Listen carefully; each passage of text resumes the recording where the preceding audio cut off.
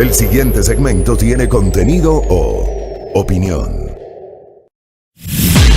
La entrevista en A Primera Hora. Analizamos los hechos del momento junto a sus protagonistas. Muy bien, 7:48. Por acá, doña Régula Chávez nos dice en nuestra transmisión de YouTube que no es cierto que de toda parte del mundo cobran, ¿no? Por ejemplo, en Suiza no se paga, dice. Hablando justamente del ingreso a los parques nacionales. Hay países en donde se pagan. Por ejemplo, no estoy seguro, pero me parece que para ir al Gran Cañón en Estados Unidos sí se paga, por mencionar un ejemplo.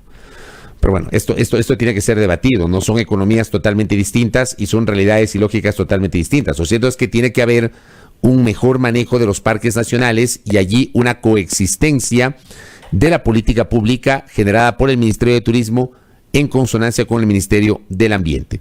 7:48 en A Primera Hora. Vamos a promover de inmediato un diálogo periodístico con la doctora Bernarda Ordóñez. Ella es secretaria de Derechos Humanos. ¿Cómo le va, doctora? Bienvenida. Buenos días, Fabricio. Un saludo enorme a la ciudadanía que nos escucha a través de su señal.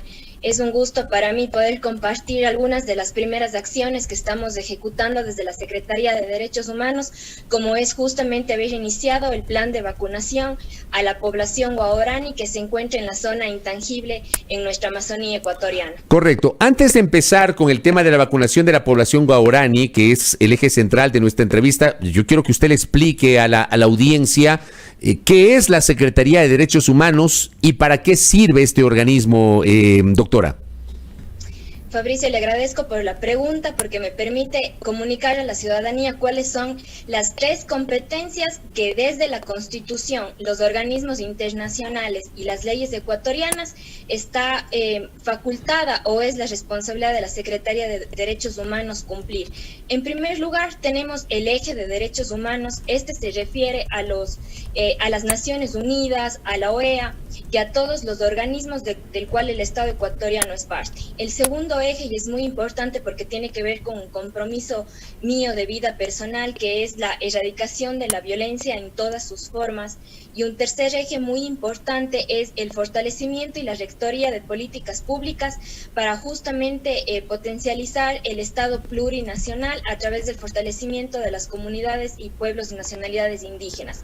Estas son las 3 competencias y las 3 principales facultades que tiene la Secretaría. Además, nosotros tenemos, por ejemplo, todo lo que es el manejo, la prevención principalmente de la trata y de la explotación sexual. Nosotros trabajamos también en movilidad humana, migración, todo lo que tiene que ver con los derechos humanos para que así las personas podamos alcanzar todas a vivir con dignidad. ¿Esta secretaría fue creada en este gobierno o ya existía antes, doctora? Un poco en los antecedentes históricos, la Secretaría de Derechos Humanos fue lo que en su momento fue el Ministerio de Justicia. Luego de estos procesos en el anterior gobierno, pues tomaron la decisión de separar el Ministerio de Justicia en 2 grandes instancias. La primera es la Secretaría de Derechos Humanos y la segunda es el Servicio Nacional de Atención a Personas Privadas de Libertad, el SNAI. Correcto. Hablemos de la vacunación. ¿Por qué estamos preocupados por la población guaraní fundamentalmente, que es este eje que usted está mencionando, acudir a vacunar a la población guaraní? Le hago esta pregunta porque, claro, me parece que en una entrevista que tuve la semana anterior con algún especialista, con el doctor Esteban Ortiz, si mal no recuerdo, que estuvo justamente conversando con nosotros, él alertaba que no se hablaba mucho sobre la posibilidad de vacunar a los pueblos en aislamiento voluntario y que no se había establecido una frontera justamente para inmunizarles en la región amazónica frente al contagio del COVID-19, doctora. Sí, justamente nosotros en la Secretaría de Derechos Humanos tenemos esta competencia tan sensible y tan delicada, esta gran responsabilidad, que es cuidar y proteger a los pueblos que se encuentran en aislamiento voluntario. Ellos se encuentran ubicados en las provincias de Orellana y Pastaza y se mueven en una superficie de aproximadamente 800.000 hectáreas cuadradas. Entonces, para proteger a estos pueblos que son los Tagaeri y Taromenani, nosotros tenemos que proteger, por ejemplo, la zona intangible, y dentro de esta zona intangible también se encuentran los pueblos guaraní, que ellos sí se mueven y que tienen diferentes encuentros también, por ejemplo, con los cascos urbanos de la ciudad. Entonces es muy importante proteger este patrimonio de la humanidad porque tiene protección internacional mediante la vacunación al pueblo guaraní que se encuentra dentro de la zona intangible y que se mueven en este radio de territorio ecuatoriano, porque además tenemos otras amenazas como por ejemplo es la tala ilegal de árboles, incluso algunas actividades del turismo pueden afectar esta zona intangible, y es responsabilidad de la Secretaría de Derechos Humanos garantizar la vida de los pueblos en aislamiento voluntario. Entonces es por eso que nosotros junto con el Ministerio de Salud hemos iniciado este plan de vacunación para garantizar y proteger el patrimonio cultural vivo que son estos pueblos en aislamiento voluntario, que desde el año 2012 diferentes organismos internacionales han señalado que son de los pueblos y nacionalidades indígenas los más vulnerables porque justamente no tienen contacto con los cascos urbanos de las ciudades. ¿Cómo van a hacer o van a ejecutar este proceso de vacunación, doctora? Nosotros en primer lugar hemos coordinado con el Ministerio de Salud, que es el ente rector y quien está ejecutando el plan de vacunación 900, y vamos a hacerlo en algunas fases. La primera fase, y la que ya inició, es inmunizando al personal que nosotros tenemos en la estación de monitoreo. Esta instancia nos permite, la estación de monitoreo nosotros tenemos justamente en la provincia de Orellana, nos permite vigilar, por ejemplo, en dónde se están desplazando los pueblos en aislamiento voluntario. Este es un ecosistema muy delicado, Fabricio. Por ejemplo, nosotros decíamos hacer un pequeño monitoreo con drones y justamente los técnicos nos explicaban que no, porque ya el ruido del dron ya pone en peligro a los pueblos en aislamiento voluntario. Entonces va a ser una misión sumamente delicada. El equipo técnico tiene que estar justamente preparado para diferentes, por ejemplo, puede darse un encuentro con los pueblos taomerán. Entonces vamos primero a inmunizar al personal que nosotros tenemos en la estación de monitoreo. Cuando esto ocurra, vamos a utilizar transporte fluvial en el río Chiripungo, y ahí vamos a irnos trasladando donde se encuentran las diferentes comunidades que han sido divididas en tres bloques por las ubicaciones en donde se encuentran. Entonces vamos a tener que hacer procesos de navegación fluvial para llegar a la comunidad guaraní y poder así cubrir con este proceso de vacunación que sobre todo nos garantizará la protección de estos pueblos en aislamiento voluntario. Ustedes tienen identificadas las zonas, digamos, justamente porque son pueblos en aislamiento voluntario, le hago esta pregunta, ¿tienen identificadas las zonas donde se encuentran ellos y tienen garantías de acceso justamente sin afectar su entorno, de acceso para llegar con la vacunación a estas comunidades, doctora?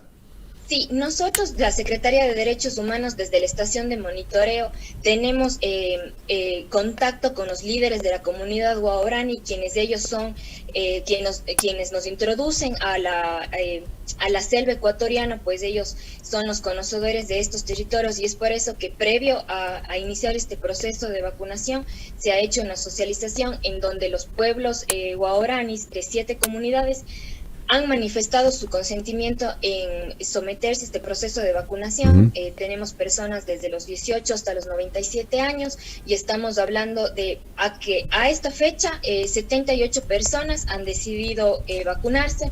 Nosotros en 3 semanas vamos a hacer el pilotaje de toda la misión, con todo el cargamento que tenemos que llevar, con las vacunas, con la alimentación, con la hidratación. Y aquí también es muy importante mencionar que vamos a hacer un registro farmacológico, es decir, las personas a quienes nosotros sometamos al proceso de vacunación van a estar bajo estricta vigilancia médica. Entonces, todo esto en 3 semanas aproximadamente, más o menos los tiempos pueden ir fluctuando dependiendo de algunas consideraciones técnicas, pero vamos a hacer un pilotaje general de toda la misión para luego así poder hacer el proceso de vacunación con total éxito. ¿Cuánto podría tomar el proceso de vacunación, ministra? En los tiempos que nosotros nos hemos planteado en coordinación con el Ministerio de Salud, estamos hablando que la segunda semana de julio, tercera semana de julio, hayamos concluido con el proceso de vacunación. Fabricio, esto es muy importante resaltar porque es una misión muy delicada, es un territorio muy vulnerable por los diferentes factores que le he comentado. Entonces, cada paso que nosotros damos desde la Secretaría de Derechos Humanos tiene que apegarse a estrictos protocolos, no solo nacionales, sino también internacionales, porque esta población es sujeta de derecho internacional y es de ahí, y además el compromiso del gobierno del encuentro de garantizar la salud a todos los ecuatorianos. Oiga, le voy a trasladar dos comentarios que nos hacen nuestros oyentes. Estamos dialogando con la doctora Bernarda Ordóñez, secretaria de Derechos Humanos, a propósito del plan de vacunación para los pueblos en aislamiento voluntario. Por acá, César Augusto dice, ¿son pueblos aislados y qué tipo de contacto tienen con la población como para hablar de vacunación? Parece pertinente ese comentario. Y luego, Antonio Mazacela dice, los funcionarios podrían contagiar a los pueblos en aislamiento y la cura podría salir más cara que la enfermedad. ¿Qué opinión le merece a estos dos comentarios que hace nuestra audiencia, doctora? Sí, muchísimas gracias a la ciudadanía que está atenta a esta entrevista y nos ha planteado sus comentarios. Justamente me gustaría hacer la puntualización. Los pueblos que están en total y completo aislamiento voluntario son los Tagaeri y Taomenal. Sin embargo, estos pueblos tienen contacto, se encuentran por las actividades de desplazamiento con los pueblos Guaorani. Los pueblos Guaorani son a quienes nosotros vamos a vacunar y ellos se desplazan en la zona intangible y además tienen contacto con el casco urbano. Entonces, estos dos pueblos o estos dos grupos humanos comparten territorio en la zona intangible. Entonces, justamente a quienes nosotros podemos vacunar son a los pueblos Guaoranis. Y en atención a la siguiente pregunta, es por eso que nosotros hemos iniciado el proceso de inmunización con el personal que nosotros tenemos en la estación de monitoreo. Este personal es Guaorani. Entonces es justamente que nosotros hemos iniciado así, el pasado 3 de junio ya empezamos con la inmunización al personal. Cuando alcancemos esta inmunización vamos a proceder a vacunar por estas fases a los pueblos Guaoranis que hemos dividido nosotros en tres grupos para poder así facilitar el proceso de vacunación. Correcto, doctora, queda clara esa parte. Oiga, pero al mismo tiempo, en la zona esta hay operación petrolera. ¿Qué va a pasar con las operaciones petroleras? Que esa creo que es una inquietud que salta inmediatamente al saber de este plan de vacunación, ministra.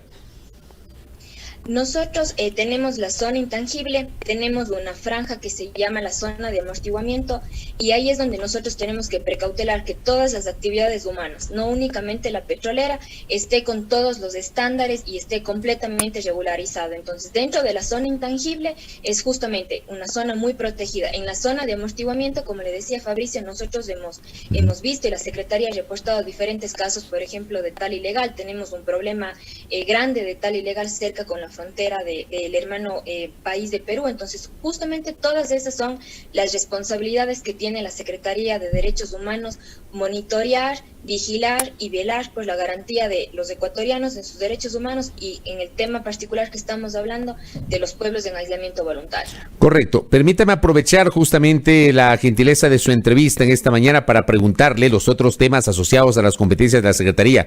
Y usted me hablaba justamente del tema de la movilidad humana, el tema de la migración.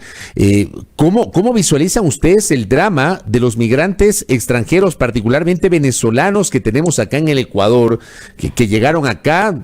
Muchas veces encontramos familias enteras en las esquinas de las calles de las ciudades, por ejemplo acá en Quito, y que están en una situación de vulnerabilidad, doctora. Sí, Fabricio, esa es una dolorosa realidad que las vemos todos los días en las calles del Ecuador, y desde la Secretaría de Derechos Humanos, siempre en coordinación con los otros entes rectores, porque la Secretaría tiene esta principal responsabilidad de articular las funciones del sector público. Estamos analizando algunas estrategias utilizadas en otros países que al momento se encuentran en pilotaje, en diseño, y esperamos en los próximos meses nosotros también compartirles algunas de las pequeñas soluciones que se han visto en otros países. Una de ellas son los corredores humanitarios. Sin embargo, aquí, Fabricio, me permito puntualizar que estamos analizando los mejores mecanismos para solventar los derechos de estas personas en movilidad humana y de las otras competencias que tiene la Secretaría de Derechos Humanos. Nosotros iniciamos funciones el 24, estamos muy pocas semanas en funciones, sin embargo ya tenemos algunas acciones concretas. La primera era el plan de vacunación, la segunda ya estamos implementando un piloto de atención a mujeres sobrevivientes de violencia, violencia, y el tercero, pues hemos iniciado con la política pública para garantizar los derechos de la comunidad LGBTIQ+. Sobre esto de la comunidad LGBTI, ¿en qué consistiría esa política pública para garantizar los derechos de ese sector?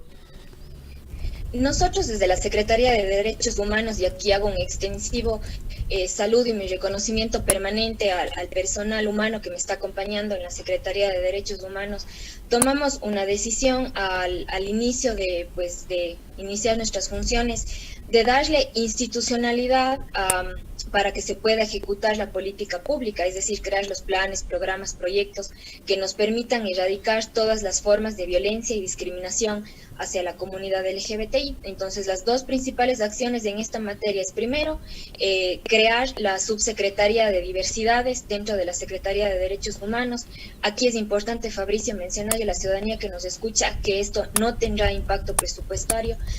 Hacemos una reingeniería de la Secretaría de Derechos Humanos para garantizar este mandato constitucional de una vida libre de violencia, y en el segundo momento es justamente construir de manera plural, diversa, con la amplia participación de los diferentes actores que están en la sociedad civil, justamente las estrategias que desde el Estado primero tenemos la obligación de hacerlo, garantizar una vida libre de violencia, como había dicho, y segundo, todas las estrategias que nos permitan a nosotros cumplir con este deber constitucional. Eso ya lo hemos iniciado. Nosotros esperamos en 180 días tener ya la institucionalidad creada. ¿Y por qué esto es importante? Porque las personas en el sector público, nosotras somos pasajeras. Sin embargo, las instituciones se quedan, y es por eso que nosotros hemos querido institucionalizar y fortalecer a la Secretaría de Derechos Humanos. Usted nos dice, en 180 días esperamos tener la institucionalidad creada. ¿Con qué se encontró? ¿Se encontró con institucionalidad o no en la Secretaría, doctora? Tenemos muchos procesos que fortalecer, tenemos algunas oportunidades para mejorar los servicios que prestamos a la ciudadanía, que es muy importante revisar los protocolos, las rutas de atención que se han dado en los servicios que tiene la Secretaría, en particular lo que es el eje de atención a las mujeres y a las personas sobrevivientes de violencia. Entonces, nos hemos encontrado con algunos desafíos, pero nos encontramos muy optimistas de tener esta oportunidad de servicio al país y de, sobre todo, buscar las soluciones que tanto demanda la ciudadanía. ¿Tiene presupuesto o no para trabajar? Sí, tenemos nosotros, ahorita estamos con un presupuesto prorrogado, pues como estábamos en año electoral, y para nosotros es muy importante el eje de cooperación internacional. Espero igual en los próximos días ya darles también grandes noticias al Estado ecuatoriano de las primeras gestiones que hemos realizado en la Secretaría de Derechos Humanos, pero justamente es ese uno de nuestros ejes, levantar a la Secretaría de Derechos Humanos con cooperación internacional, porque estamos viviendo una pandemia, y la segunda pandemia que ha vivido la humanidad es la violencia hacia las mujeres, y es aquí en donde estamos concentrando nuestros esfuerzos en cooperación internacional para mejorar los servicios que tiene la Secretaría de Derechos Humanos en cada una de las ciudades y cantones del Estado ecuatoriano. Al momento, la Secretaría de Derechos Humanos tiene 3 coordinaciones zonales, y necesitamos ampliar el margen de cobertura de los servicios que tiene la Secretaría de Derechos Humanos, porque usted sabe, Fabricio, y la ciudadanía que nos esté escuchando, la violencia está en todos los rincones del Ecuador y del mundo, y tenemos que ampliar esta cobertura de servicios. ¿Cuánto de presupuesto tiene en este momento ese presupuesto prorrogado, doctora? Al momento nosotros estamos con absolutamente todas nuestras nómina, los proyectos de inversión, estamos al día. La cifra exacta no sabría decirle, porque todo el tiempo están fluctuando los valores con las obligaciones pendientes que tenemos, pero el presupuesto total de la Secretaría de Derechos Humanos del año, de todo este año, es de $9 millones, y aquí sí es importante mencionar que aproximadamente el 60% de este presupuesto es para nómina y gasto corriente. Entonces es aquí en donde también trabajaremos de una reingeniería para optimizar todos los recursos que desde la Secretaría de Derechos Humanos nosotros podamos tener y alcanzar a través de la cooperación internacional. Correcto. Doctora Bernarda Ordóñez, le agradezco por estos minutos que nos ha concedido para entrevistarle por primera vez, para conversar justamente sobre lo que es la Secretaría de Derechos Humanos y obviamente los temas vinculados al inicio de su gestión. Muy amable, que tenga un buen día. Muchísimas gracias, Fabricio. Un saludo a la ciudadanía que nos escucha. Gracias. La doctora Bernarda Ordóñez, secretaria de Derechos Humanos, aquí en A Primera Hora. 8 de la mañana con 7 minutos, A Primera Hora por Majestad Radio y Majestad Televisión.